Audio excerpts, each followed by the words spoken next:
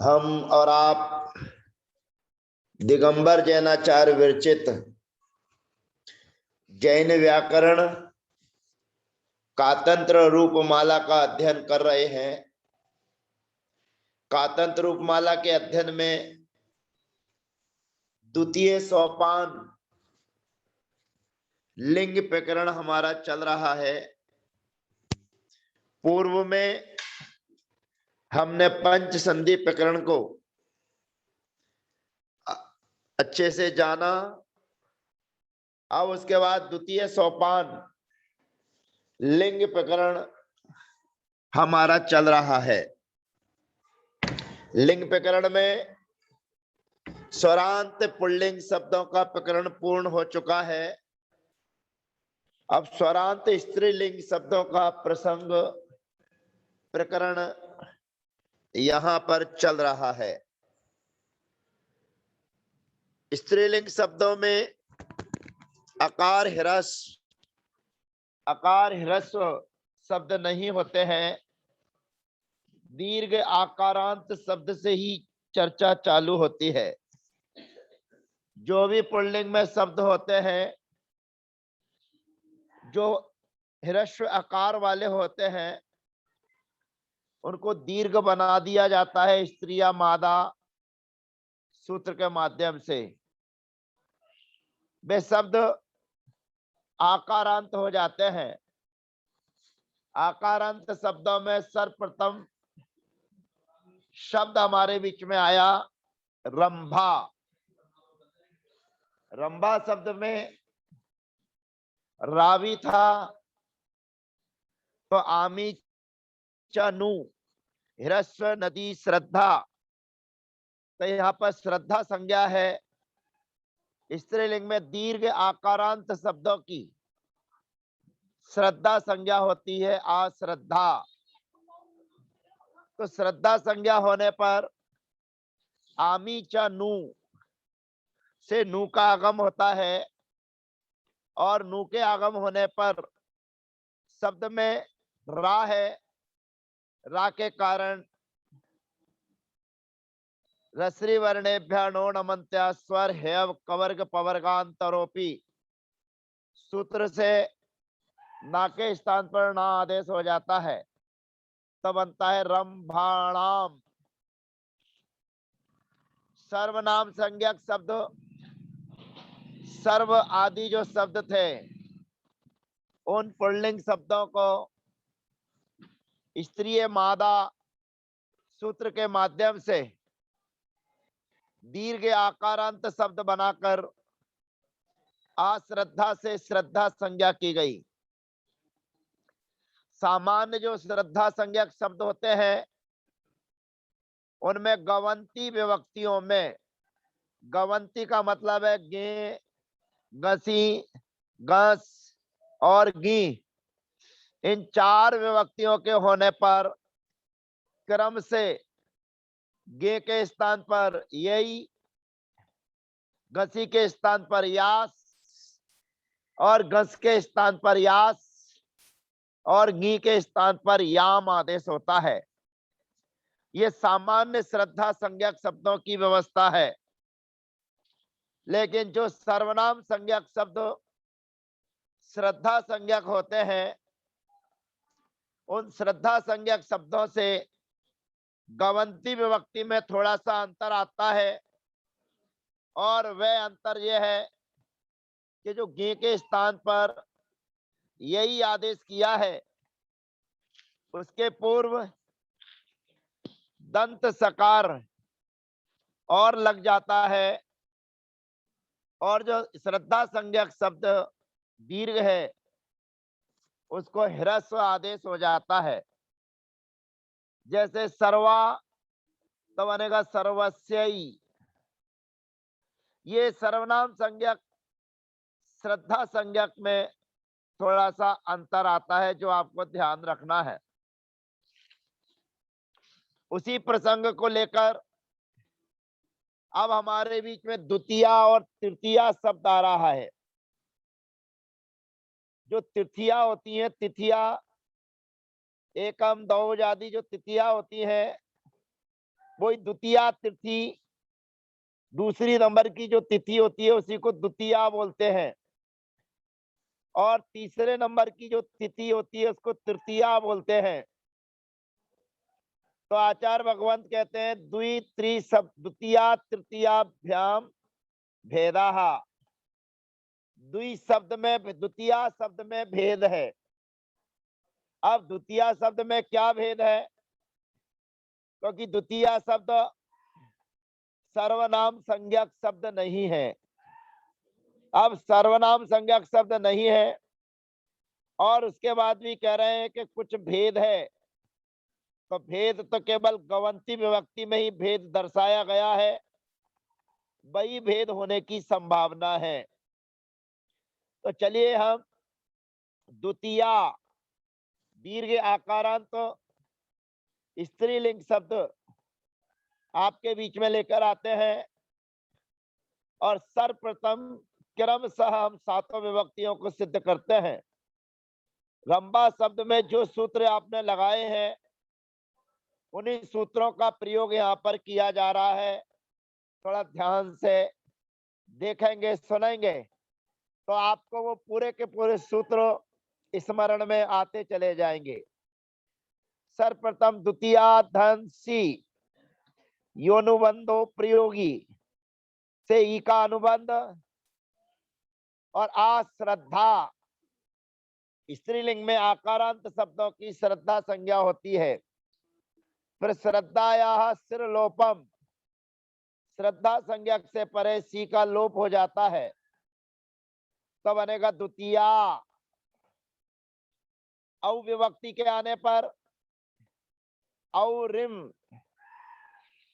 औ के स्थान पर ई आदेश हो जाता है।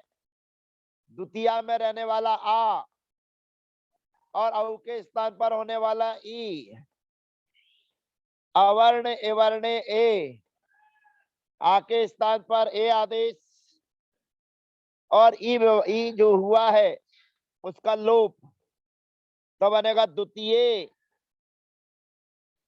बहुवचन में जस विभक्ति के आने पर योनुबंधु प्रयोगी से जस्म से अस्वचगा, और अस्वचने पर समाना सवर्णे दीर्घी भवती परस्य लोपम, सूत्र से अस के आकार का लोप हो जाएगा, और रेप शोर विसर्जनीय सूत्र से जो सा है उस सा का विसर्ग हो जाएगा, तो बनेगा द्वितीया। उसके बाद में संबुद्धि में हिरस्व नदी श्रद्धा ब्याह सिरलोपम से सी विभक्ति का लोप हो जाएगा, और उसके बाद में संबुद्ध उच्चा संबुद्धि जैसे श्रद्धा संज्ञक जो आकार है उस आकार के स्थान पर ए आदेश हो जाएगा, तो बनेगा हे द्वितीय।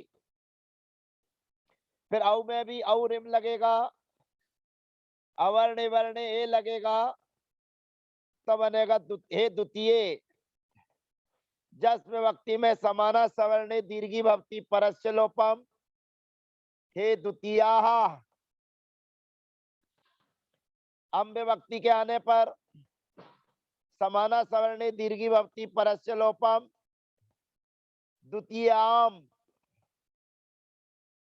उसके बाद में औ विभक्ति के आने पर औ रिम, द्वितीय। सस विभक्ति के आने पर योनुबंधो प्रयोगी से सस में रहने वाला जो आ सा है तालब्य,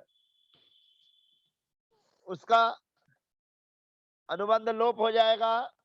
फिर समाना सवर्णे दीर्घी भवती परस्य लोपम, और रेप शोर विसर्जनीय, तो बन जाएगा द्वितीया। ता विभक्ति के आने पर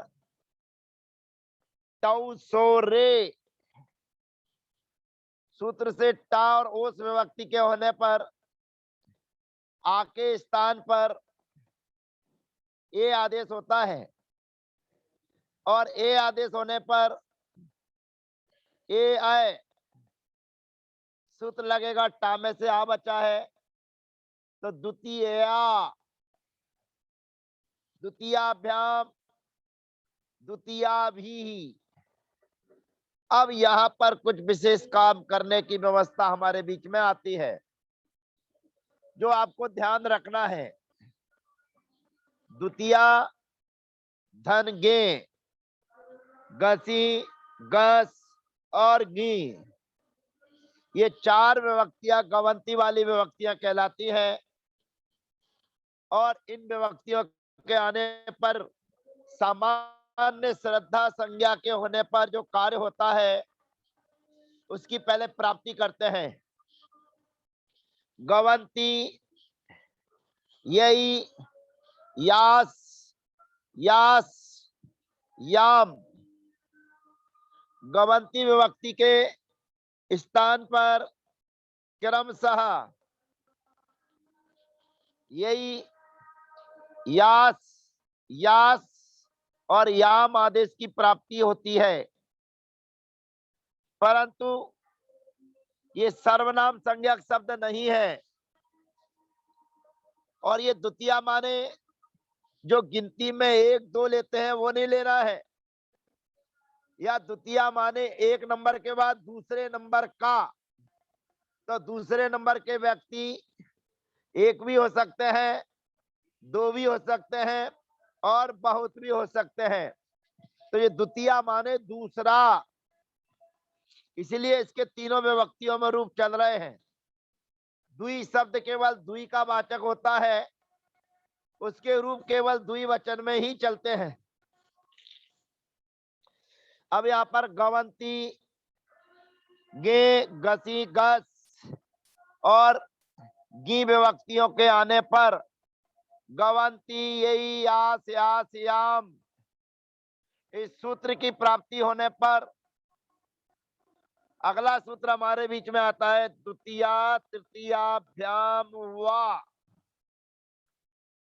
द्वितीया तृतीयाभ्याम वा का मतलब है अथवा, अर्थात गवंती विभक्ति के होने पर जो द्वितीया और तृतीया शब्द है उसके स्थान पर जो सर्वनामनस्तु सस्वो ह्रस्व पूर्वाश्च सूत्र कार्य करता है, वही कार्य सूत्र विकल्प से करता है, विकल्प से। और विकल्प से करने पर गे के स्थान पर सेई आदेश और द्वितीया को ह्रस्व करेंगे तो बनेगा द्वितीय सेई। ऐसे ही तृतीया शब्द को लेकर आएंगे तो तृतीय सेई। गसी विभक्ति के आने पर स्यास आदेश हो जाएगा विकल्प से और पूर्व को ह्रस्व हो जाएगा तो द्वितीय स्या। षष्ठी विभक्ति में भी द्वितीय स्या और सप्तमी विभक्ति में द्वितीय श्याम, ये आदेश विकल्प से होते हैं। और जब ये आदेश नहीं होंगे तो गवंती, यही, यास, यास, याम, एक ही कार्य होगा कि गे के स्थान पर यही, यास, यास और याम क्रम से गवंती के स्थान पर आदेश होंगे। जब यही, यास, यास, याम आदेश होगा तो शब्द बनेंगे द्वितीय, द्वितीयायाः, द्वितीयायै, द्वितीयायाः, द्वितीयायाः, द्वितीयायायाम, द्वितीयाया, द्वितीया, द्वितीयायाम, ये आदेश क्रम से होते हैं। भ्याम और ध्यास वाली विभक्ति में कोई परिवर्तन नहीं। द्वितीयाभ्याम, द्वितीयाभ्याः, द्वितीयाभ्याम, द्वितीयाभ्याः। उस विभक्ति के आने पर तौ सो रे, तौ सो रे सूत्र के माध्यम से उस विभक्ति के रहने पर श्रद्धा में रहने वाला जो आ है, यानी कि द्वितीया में जो आ है, उस आ के स्थान पर ए आदेश हो जाएगा और ए आय लगेगा, ए आय, और ए आय इसके बाद में व्यंजन मत्सरम परवर्णम नयेत रेप शोर विसर्जनीय द्वितीय। अब यहाँ पर आम विभक्ति आएगी, आम। अब ये सर्वनाम संज्ञक शब्द नहीं है, और सर्वनाम संज्ञक नहीं होने के कारण स्वरामी सर्वता सूत्र यहां पर नहीं लगेगा। स्वरामी सर्वता सूत्र नहीं लगने के कारण श्रद्धा संज्ञक है, इसलिए सूत्र लगेगा आमी चानू।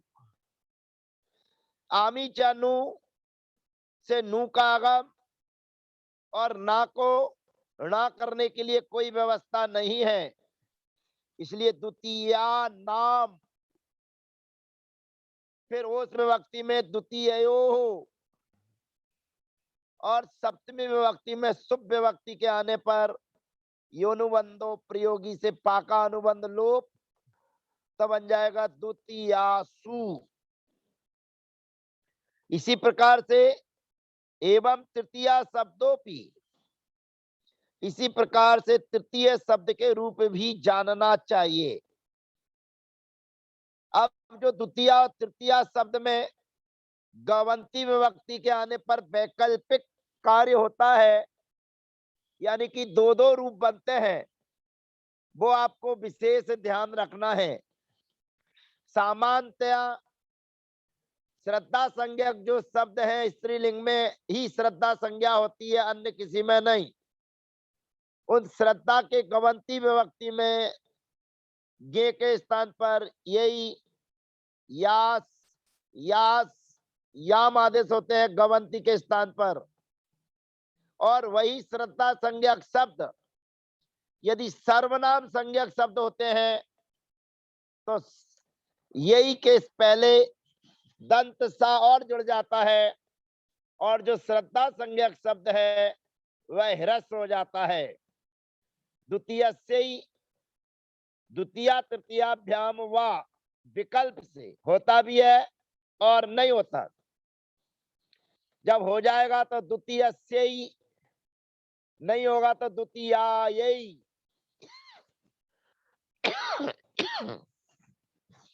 गसी गस में द्वितीयस्याः द्वितीयायाः द्वितीयस्याः द्वितीयायाः, सप्तमी में द्वितीयस्याम द्वितीयायाम। आम विभक्ति में सर्वनाम संज्ञक नहीं होने के कारण स्वरामी सर्वता नहीं लगेगा। आमी च नू से नू विकरण होगा, और ना को ना करने की कोई शर्त नहीं है, यानी कि रा, रिरी और मूर्धन्य सकार नहीं होने के कारण उसको ना को ना नहीं होगा, तो बनेगा द्वितीया नाम। उस विभक्ति में टौ सो रे श्रद्धा संज्ञा के आ के स्थान पर ए आदेश होता है, ए आय, और रेप शोर विसर्जनीय व्यंजन स्वरम परवर्णम नए द्वितीय। और शुभ विभक्ति में योनुबंधो प्रयोगी से पाका अनुबंध लोप, तो बनेगा द्वितीयासु। इसी प्रकार से तृतीय शब्द की व्यवस्था जानना चाहिए। अब हमारे पास में विशेष शब्द आ रहा है, जरा शब्द से तू भेदा। जरा शब्द में भी दीर्घ आकार है, और जरा माने होता है बुढ़ापा। अब ध्यान रखना, बुढ़ापा किसी का भी हो सकता है, आदमी का भी बुढ़ापा हो सकता है, माँ बहनों का भी बुढ़ापा हो सकता है, अन्य किसी का भी बुढ़ापा हो सकता है। बुढ़ापे के मतलब है दीर्घ आयु जिनको प्राप्त है। वर्तमान में जो दीर्घ आयु को प्राप्त हो चुके हैं उनको कहते हैं जरा। जरा माने बुढ़ापा, तो वो बुढ़ापा किसी का भी हो सकता है, पर शब्द स्त्रीलिंग है, ये अपने को ध्यान रखना है। तो ऐसे जरा शब्द की क्या व्यवस्था है, क्या भेद है, क्या परिवर्तन है। जो परिवर्तन होगा उसको यदि ग्रहण न किया जाए तो स्वर वाली विभक्तियों में जहां कार्य हमने किया है उन स्वर वाली विभक्तियों में आने वाले सूत्र से वैकल्पिक जरस आदेश होगा। जरस स्वर वाली विभक्तियों के आने पर जरस आदेश होगा। तो जरस आदेश जब होगा तो व्यंजन वाली विभक्तियां केवल जुड़ती चली जाएंगी और कोई भी परिवर्तन नहीं होगा। न गवंती यही से आदि लगेंगे, न टौसो रे लगेगा, न आमी च नू लगेगा, न औ रिम लगेगा। परंतु जहां पर जरस आदेश नहीं होगा, जरा ही रहेगा, वहां पर सभी रूप रंबा शब्द के समान चलेंगे। और रा है तो षष्ठी में जब आम विभक्ति आएगी, आमी च नू लगाएंगे तो ना को ना आदेश हो जाएगा। रश्मि वर्णेभ्यः नो नमन्त्या स्वर है अब कवर्ग पवर्गांतरोपी, तो बन जाएगा जराणाम। ऐसा जरा शब्द से तू भेदा, जरा शब्द में भेद है और इस जरा शब्द की चर्चा अगले सत्र में हम करेंगे। तब तक के लिए हम आपसे विदा होते हैं। जय जिनेन्द्र, वंदना, सबका यथा योग अभिवादन।